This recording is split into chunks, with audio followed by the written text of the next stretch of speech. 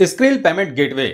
Skill के ऊपर हमने कई सारे वीडियो बनाए हैं, जैसे कि स्क्रिल में डेबिट कार्ड के थ्रू किस तरह से डिपॉजिट किया जाता है, मनी ऐड किस तरह से किया जाता है, यूपीआई प्रोसेस का यूज करके स्क्रिल में किस तरह से डिपॉजिट किया जाता है। यूपीआई से मुझे याद आया कि स्क्रिल एप्लीकेशन में अब आपको यूपीआई प्रोसेस वाला ऑप्शन भी दिख जाएगा, जो कि पहले नहीं था। वेबसाइट से हमें यूपीआई प्रोसेस का यूज करना पड़ता था डिपॉजिट करने के लिए, बट एप्लीकेशन में भी अब आपको यूपीआई वाला ऑप्शन मिल जाएगा। आप स्क्रिल के एप्लीकेशन के थ्रू भी यूपीआई प्रोसेस का यूज करके डिपॉजिट कर सकते हैं। By the way, in video का लिंक आपको वीडियो के नीचे डिस्क्रिप्शन बॉक्स में हम दे दिए हैं, अगर आप देखना चाहें तो देख सकते हैं। अब अगर बात करें इस वीडियो की, तो इस वीडियो में हम आपको बताने वाले हैं कि इंटरनेट बैंकिंग का यूज करके आप स्क्रिल में किस तरह से डिपॉजिट कीजिएगा। साथ ही साथ हम देने वाले हैं आपके उन सवालों का जवाब जो आपने हमसे पूछा है। कई सारे वीडियो में एक कॉमन सवाल जो है वो आपने पूछा है, वो ये कि स्क्रिल में जब हम लोग डिपॉजिट कर रहे हैं, जैसे 500 रुपीज डिपॉजिट कर रहे हैं तो हमारा 700 रुपीज कट रहा है, तो ऐसा क्यों हो रहा है?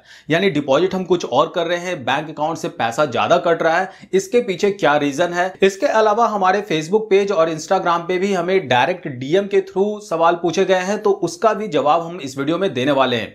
बाय द वे, मैं आपको बता दूं कि मेरा नाम है जयकांत और आप देख रहे हैं प्रॉफिट एक्सपो 99। तो भैया ये ललका बटन दबा के कीजिए हमारे चैनल को सब्सक्राइब, और ये जो घंटी दिख रहा है इसको भी दबा के बजाइए, क्योंकि घंटी जब बजेगा तो होगा नोटिफिकेशन ऑन, और जब नोटिफिकेशन ऑन होगा तो आप हमारे वीडियो देख पाइएगा सबसे पहले। तो भैया देख क्या रहे हैं, फटाफट दबाइए और बजाइए। सबसे पहले हम जान लेते हैं कि इंटरनेट बैंकिंग का यूज करके आप स्क्रिल में किस तरह से डिपॉजिट कीजिएगा। सबसे पहले आपको स्क्रिल एप्लीकेशन अपने फोन में ओपन कर लेना है। अगर आपके फोन में इंस्टॉल किया हुआ नहीं है तो प्ले स्टोर से आप स्क्रिल के एप्लीकेशन को डाउनलोड और इंस्टॉल कर सकते हैं। हमारा स्क्रिल अकाउंट आपके सामने खुला हुआ है और यहाँ पे अवेलेबल बैलेंस आपको दिख रहा होगा, यूएसडी में है, जो कि 43.14 यूएसडी अवेलेबल बैलेंस शो कर रहा है। सबसे नीचे आपको डैशबोर्ड, डिपॉजिट, सेंड और विड्रॉ जैसे ऑप्शंस देखने को मिल जाते हैं। हम यहां पे क्लिक करेंगे डिपॉजिट वाले ऑप्शन पे। आपके सामने डिपॉजिट वाला इस तरह का पेज खुल के आ जाएगा। सबसे ऊपर में आपको क्रेडिट एंड डेबिट कार्ड वाला ऑप्शन दिखाई देता है। हमारा कार्ड जो है वो ऐड है, जो कि आईसीआईसीआई बैंक का डेबिट कार्ड हम यहाँ पे ऐड करके रखे हैं।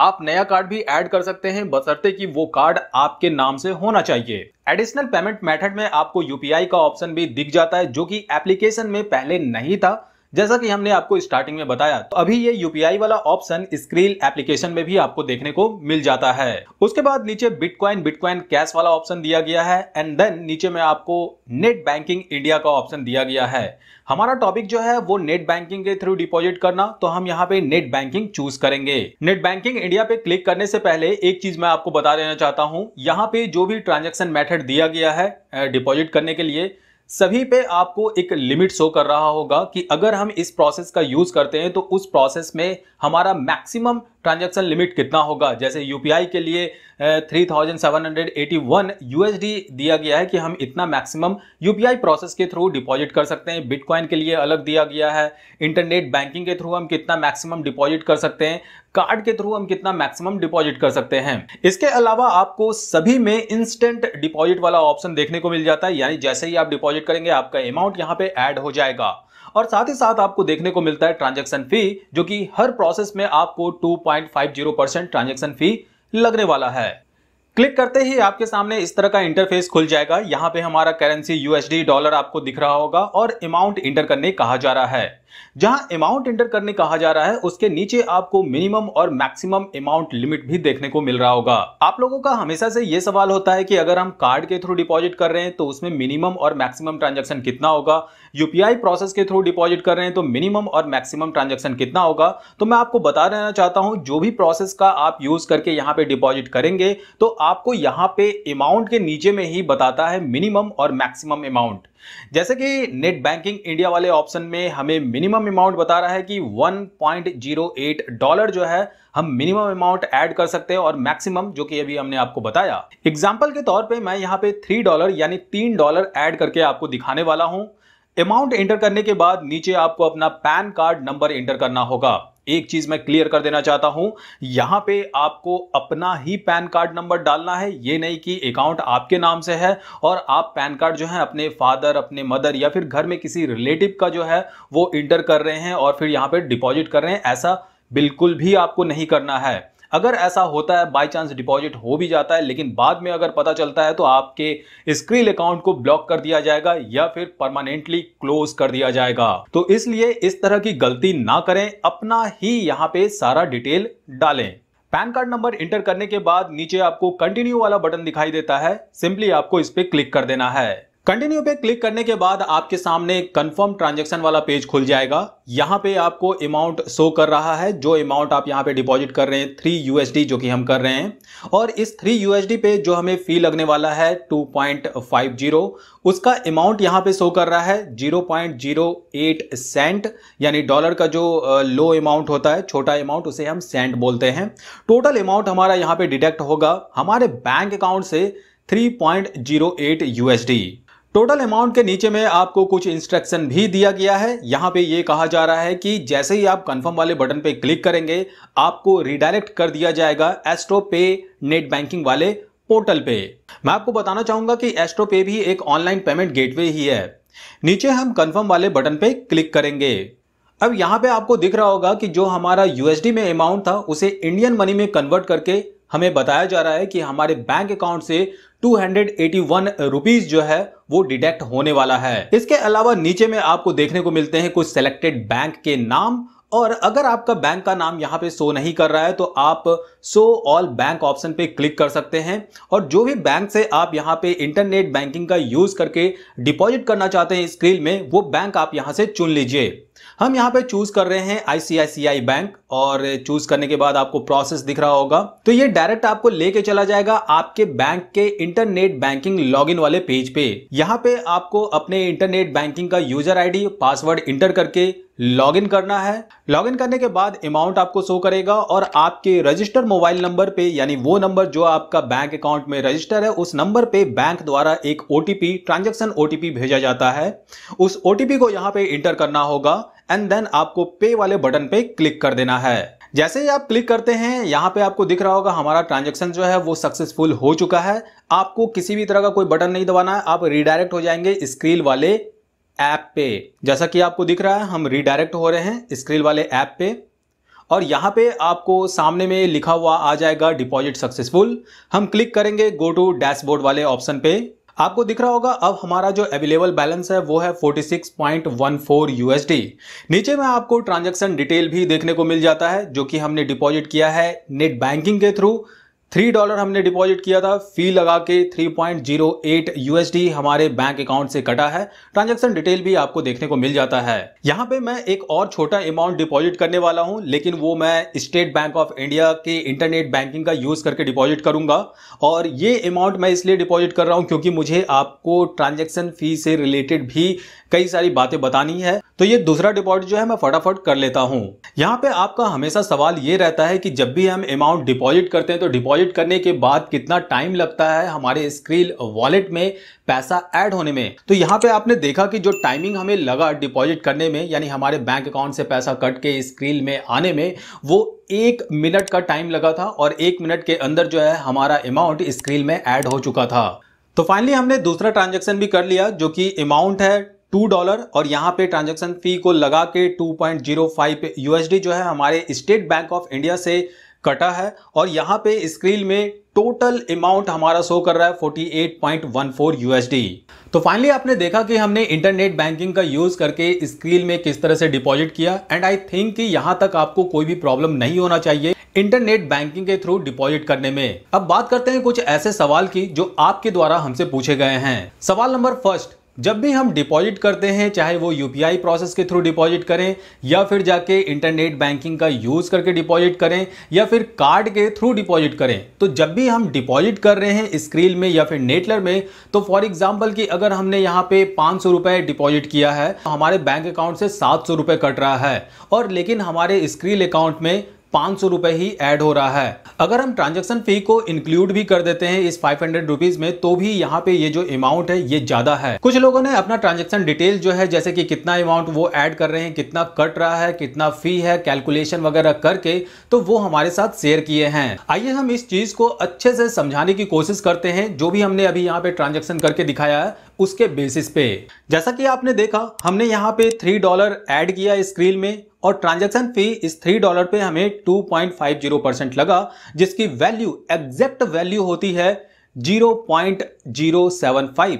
अब आप सोचोगे कि यहाँ पे एग्जैक्ट वैल्यू 0.075 हो रहा है, बट यहाँ पे हमसे लिया गया है ट्रांजैक्शन फी 0.08, इसलिए हमने दूसरा ट्रांजैक्शन किया $2 का और यहाँ पे भी हमें 2.50% फी लगा और $2 का 2.50% फी के हिसाब से होता है 0.05 सेंट। तो यहाँ पे टोटल अमाउंट हो जाता है 2.05 USD। आई थिंक बहुत लोगों को ये समझ में आ गया होगा कि किस कारण से ये फी यहाँ पे इस तरह से देखने को मिल रहा है, बट फिर भी बहुत सारे ऐसे लोग हैं जिन्हें ये चीज समझ में नहीं आ रहा होगा कि यहाँ पे 0.075 ट्रांजैक्शन फी हुआ है लेकिन 0.08 लिया है, बढ़ा के लिया है, लेकिन जब हम $2 ऐड कर रहे हैं तो 0.05 ट्रांजैक्शन फी हुआ है और यहाँ पे कोई भी अमाउंट बढ़ा के नहीं लिया गया है, 2.50 USD ही यहाँ पे डिटेक्ट हुआ है। उसके बाद हमने यहाँ पे थर्ड ट्रांजैक्शन करके देखा, ये ट्रांजैक्शन इनकम्प्लीट था, सिर्फ हम ट्रांजैक्शन फी कैलकुलेट करने के लिए आधा प्रोसेस करके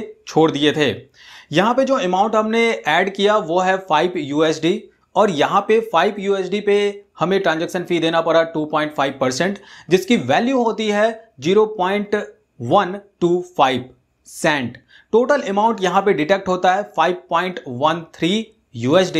अब यहां पे आप देखो, जो ट्रांजैक्शन फी 2.5% के हिसाब से होता है वो है 0.125, लेकिन यहां पे लग रहा है 0.13। ओके, तो यहां पे फिर से आपको देखने को मिल रहा है कि जो ट्रांजैक्शन फी है वो थोड़ा सा बढ़ा के लिया जा रहा है। बात कुछ ऐसा है कि स्क्रीन में जो ट्रांजैक्शन फी लिए जा रहे हैं, डिसिमल के बाद जो डिजिट यहां पे शो कर रहा है 3 डिजिट, ओके, बट स्क्रीन में यहाँ पे 2 डिजिट को ही कैलकुलेट कर रहा है जो डिसिमल के बाद है। जैसे 0 पॉइंट हमारा डिसिमल हो गया, 0.05, 0.07, इस तरह से कैलकुलेट किया जा रहा है। लेकिन उसके बाद 2 डिजिट के बाद अगर तीसरा डिजिट आ रहा है तो उसे कैलकुलेट नहीं किया जा रहा है। यहाँ पे वही चीज हमें देखने को मिला है। बेसिकली यहाँ पे मैथमेटिकल टर्म्स है, जैसा कि हम जानते हैं नॉर्मली कि अगर पॉइंट के बाद जो भी डिसिमल में होता है, जैसे 5 के बाद या फिर 5, तो हम उसे कैलकुलेट कर लेते हैं एक बढ़ा के। नॉर्मली अगर हम कैजुअली बात करें, फॉर एग्जाम्पल की जो फोन है, डिसिमल वाली बात हटा जाते हैं, जो फोन है, ओके, तो फोन का आप देखोगे प्राइस जो होता है 9,999 इस तरह से दिया हुआ है, लेकिन हमारे मुंह से निकलता है भैया 10,000 इसका रेट है। तो वो जो ₹1 यहाँ पे डिफरेंस देखने को मिल रहा है वो हम काउंट ही नहीं करते। तो यहाँ भी कुछ ऐसा ही फंडा है। मैं ये नहीं बोलूंगा कि एग्जैक्ट ऐसा फंडा है, क्योंकि यहाँ पे डिसिमल वाला फंडा अलग है। वहां पे ये समझाने के लिए मैंने आपको उसका एग्जाम्पल दिया है। लेकिन थियोरेटिकली अगर देखा जाए तो पॉइंट के बाद अगर 5 या फिर 5 से बड़ा कोई भी डिजिट होता है तो उसके बाद उसे पूरा कैलकुलेट कर लिया जाता है। तो इसीलिए यहाँ पे ये चीज देखने को मिला है। अब जैसे $5 हम ऐड कर रहे थे तो वहां पे ट्रांजैक्शन फी हमें देखने को मिला 0.125। तो चूंकि यहाँ पे 2 ही लेता है पॉइंट के बाद, तो तीसरा 5 है तो उस 5 को नहीं कैलकुलेट करेगा, तो उसे यहाँ पे 1.3 कर देगा। ओके, यानी यहाँ पे ट्रांजैक्शन फी $5 का हमें लग रहा है 0.13 USD। एंड आई थिंक कि थोड़ा बहुत तो जरूर क्लियर हुआ होगा कि मैं कह क्या रहा हूं और कहना क्या चाह रहा हूं, क्या समझाना चाह रहा हूं आपको, ट्रांजैक्शन फी यहां पे किस तरह से लिया जा रहा है। बट फिर भी अगर आपके मन में किसी भी तरह का कोई डाउट है तो वीडियो के नीचे कमेंट बॉक्स में कमेंट करके आप मुझसे पूछ सकते हैं। ट्रांजैक्शन फी का ये था फर्स्ट पार्ट जो कि स्क्रीन हमसे ले रहा है। अब हम बढ़ते हैं दूसरे पार्ट की तरफ। जैसा कि आपने देखा कि 3.08 USD हमारे बैंक अकाउंट से कटा है और उसका वैल्यू भी इंडियन रुपीज में हमें दिखाया गया है, वो है 281 रुपीज। डॉलर का रेट चल रहा था वो है 77.3 यहाँ पे वैल्यू चल रहा था। अगर इसके कैलकुलेशन के हिसाब से हम $3 को इंडियन रुपीज में कन्वर्ट करें यानी 3.08 USD को, तो ये टोटल अमाउंट होता है इंडियन रुपीज में 238.08 इंडियन रुपीज। यहां पे हम पॉइंट के बाद जो वैल्यू है उसे कैलकुलेट ना करके डायरेक्ट हम इसे ले लेते हैं 239 रुपीज। अब यहां पे इस 239 रुपीज को माइनस अगर कर दिया जाए 281 में, अब शायद आपके मन में एक सवाल तो आ ही गया होगा कि भैया ये 40 रुपए किस बात का ले रहा है। तो चूंकि हम यहां पे देखें, जब हम डिपॉजिट कर रहे थे स्क्रीन तो अपना फी वगैरह लेके साइड हो गया, लेकिन यहां पे नीचे में जो नोटिस लिखा हुआ था कि ये हमें रिडायरेक्ट करेगा कहां, एस्ट्रोपे पे। बट जब ये प्रोसेस होता है तो वहां पे एक छोटा सा लोगो बनता है। वो जो लोगो है वो पता है किसका है? कैश फ्री का है। अब अगर आपने यूपीआई प्रोसेस का यूज करके स्क्रील या फिर नेटलर पे डिपॉजिट किया है तो वहां पे आपने देखा होगा कि वो डायरेक्ट लेके चला जाता है कैश फ्री वाले पेज पे, यानी उनके पेमेंट वाले ऑप्शन पे, और फिर वहां से कैश फ्री के थ्रू ये अमाउंट हमारे स्क्रील वॉलेट में जाता है यूपीआई प्रोसेस के थ्रू। ओके, तो बेसिकली मेरे कहने का मतलब ये है कि कैश फ्री जो है ये बिचौलिया वाला काम कर रहा है कि हमारे पैसे को पहले वहां से लाता है, समझ गए, फिर ये यहां से उठा के देता है स्क्रील में। तो यहां पे जो कैश फ्री वाला जो फंडा है, तो कैश फ्री भी अपना चार्ज लेती है। अब यहां पे चूंकि एस्ट्रोपे वाले पेज पे लेके गया, तो अब हो सकता है कि कैश फ्री और एस्ट्रोपे का कुछ अपना साठगांठ हो, तो ये चीज मुझे नहीं पता है। बट यहां पे जो भी ट्रांजैक्शन प्रोसेस हुआ है वो कैश फ्री के थ्रू ही यहां पे दिखाया जा रहा है। प्रूफ के तौर पे मैं यहां पे आपको मेल दिखा देता हूं जो कि कैश फ्री के थ्रू हमें मिला है। जब हम ये डिपॉजिट किए तो यहां पे कैश फ्री की तरफ से मेल आया है कि जो आपका ट्रांजैक्शन प्रोसेस है वो कंप्लीट हो चुका है, 281 रुपीज जो है वो आपका डिपॉजिट किया जा चुका है आपके स्क्रील वॉलेट में। अब सवाल यहां पे ये आता है कि कैश फ्री कितना हमसे चार्ज ले रहा है। यहां पे जो चार्ज है वो वैरी करता है कैटेगरी पे। जी हां, मैं आपको यहां पे साइड में दिखा रहा हूं, यहां पे साइड में आपको दिख रहा होगा हर कैटेगरी के लिए डिफरेंट चार्ज कैश फ्री पे आपको देखने को मिल जाते हैं। जैसे कि इंटरनेशनल ट्रांजैक्शन के लिए अगर हम डायरेक्ट कर रहे हैं तो वहां पे कितना चार्ज लगेगा, अगर हम वीजा कार्ड से कर रहे हैं तो कितना चार्ज लगेगा, यूपीआई प्रोसेस के थ्रू अगर हम यहां पे डिपॉजिट कर रहे हैं कैश फ्री का यूज करके, यानी ये बिचौलिया वाला फंडा का यूज करके हम वॉलेट में ऐड कर रहे हैं तो फिर कितना चार्ज लगेगा, अगर हम आईसीआईसीआई बैंक या फिर कोटक बैंक से कर रहे हैं तो वो भी कैश फ्री बीच में आ रहा है तो फिर वहां पे कितना चार्ज हमें देना पड़ेगा। तो हर कैटेगरी के लिए इन्होंने अलग अलग चार्ज जो है वो डिसाइड करके रखा है। तो आप इनके ऑफिशियल वेबसाइट पे जाके चेक कर सकते हैं कि आपको कितना चार्ज किस कैटेगरी में लगने वाला है। तो अब यहां पे हम आ जाते हैं तीसरे पार्ट में। आई थिंक कि दूसरा पार्ट क्लियर हो गया होगा कैश फ्री वाला, क्योंकि कैश फ्री भी यहां पे अमाउंट ले रहा है। अब अगर तीसरे पार्ट की बात की जाए तो वो है करेंसी कन्वर्जन चार्ज। जी हां, यहां पे करेंसी कन्वर्जन चार्ज भी हमें देना पड़ता है। बेसिकली ये करेंसी कन्वर्जन चार्ज डिपेंड करता है बैंक टू बैंक पे। हर बैंक का करेंसी कन्वर्जन चार्ज हर कंट्री के लिए अलग है, इसलिए मैं एग्जैक्ट आपको नहीं बता सकता कि किस बैंक का करेंसी कन्वर्जन चार्ज कितना लगेगा। ये चीज अगर आपको देखना है तो आप अपने बैंक के ऑफिशियल वेबसाइट पे जाइए या फिर आप गूगल कर सकते हैं अपने बैंक से रिलेटेड कि करेंसी कन्वर्जन चार्ज आपके बैंक में कितना लिया जाता है, किस किस कंट्री के लिए कितना कन्वर्जन चार्ज लग रहा है। एग्जाम्पल के तौर पे मैं यहां पे स्टेट बैंक ऑफ इंडिया का आपको दिखाने वाला हूं। साइड में दिख रहा होगा यहां पे जो करेंसी कन्वर्जन चार्ज है वो साउथ अफ्रीका का मैं दिखा रहा हूं। अब साउथ अफ्रीका में जो करेंसी चल रहा है, डॉलर का जो वैल्यू है, तो उसके हिसाब से यहां पे करेंसी कन्वर्जन चार्ज देखने को हमें मिल जाता है। उसी तरह से मान लेते हैं कनाडा होगा या फिर जाके आपका दुबई होगा, तो वहां पे जो करेंसी चल रहा है, जो वैल्यू वहां पे करेंसी की है, ओके, तो उसके हिसाब से यहां पे करेंसी कन्वर्जन चार्ज बैंक हमसे लेता है। अब यहां पे अपने देश से किसी दूसरे देश में पैसा भेज रहे हैं तो दो ऑप्शन हमारे पास रहता है। एक है वायर ट्रांसफर। वायर ट्रांसफर का अगर हम यूज करते हैं तो बेसिकली यहां पे हमें एक बार ही करेंसी कन्वर्जन चार्ज देना पड़ता है, क्योंकि डायरेक्ट वो जाता है जहां हम भेज रहे हैं। फॉर एग्जांपल इंडिया से अगर मुझे दुबई भेजना हो पैसा तो वो डायरेक्ट जाएगा उस करेंसी में कन्वर्ट होके। लेकिन अगर हम किसी भी पेमेंट गेटवे का यूज करके और फिर पैसा भेज रहे हैं, फॉर एग्जांपल अगर स्क्रील का ही एग्जांपल लेते हैं, तो बेसिकली वो कन्वर्ट हो रहा है हमारा यूएसडी में। ओके, फिर वो यूएसडी कन्वर्ट होगा दुबई में जो करेंसी चल रहा है तो उस करेंसी में कन्वर्ट होगा। तो ये सारे प्रोसेस में transaction fee as compare to जो डायरेक्ट हो रहा है उसके कंपैरिजन में ज्यादा लग जाता है। एंड आई थिंक कि ये जो तीसरा पार्ट है ये भी आपका थोड़ा बहुत क्लियर हो गया होगा। बट फिर भी अगर किसी भी तरह का कोई डाउट है तो नीचे कमेंट बॉक्स में कमेंट करके आप मुझसे पूछ सकते हैं। मैं जानता हूं कि ये वीडियो थोड़ा लंबा हो गया, लेकिन डाउट क्लियर करना जरूरी था।